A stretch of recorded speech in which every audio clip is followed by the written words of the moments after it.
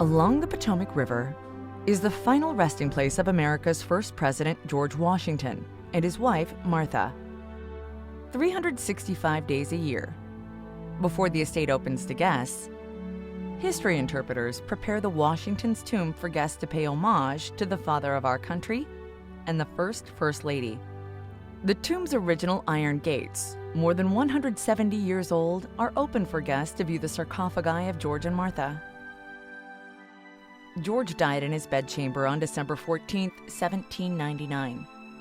His body was originally laid to rest in the Washington family tomb, located on the hillside south of the mansion. His last will and testament outlined his desire to be buried at home at Mount Vernon, and that a new tomb be constructed of brick after his death.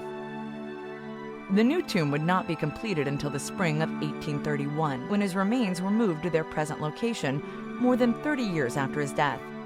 Also inside the tomb are 25 other members of the Washington family, including George's half-brother Lawrence.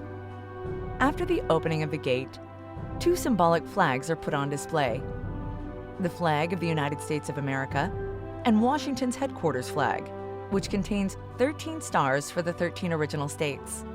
This flag marked George Washington's presence throughout the Revolutionary War. Daily wreath-laying ceremonies are performed by interpreters, in which guests are invited to place a boxwood wreath inside the tomb to honor the general. The wreath lays between George's sarcophagus on the right and Martha's on the left.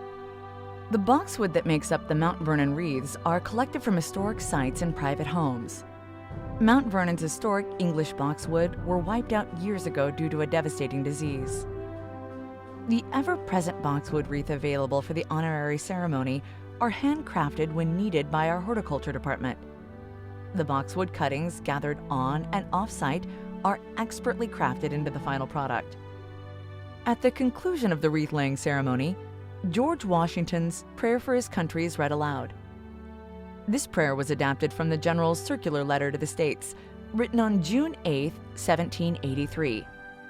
Over 200 years after his death, global leaders and citizens from around the world continue to gather at Washington's resting place to pay their respects to a man who changed the course of history.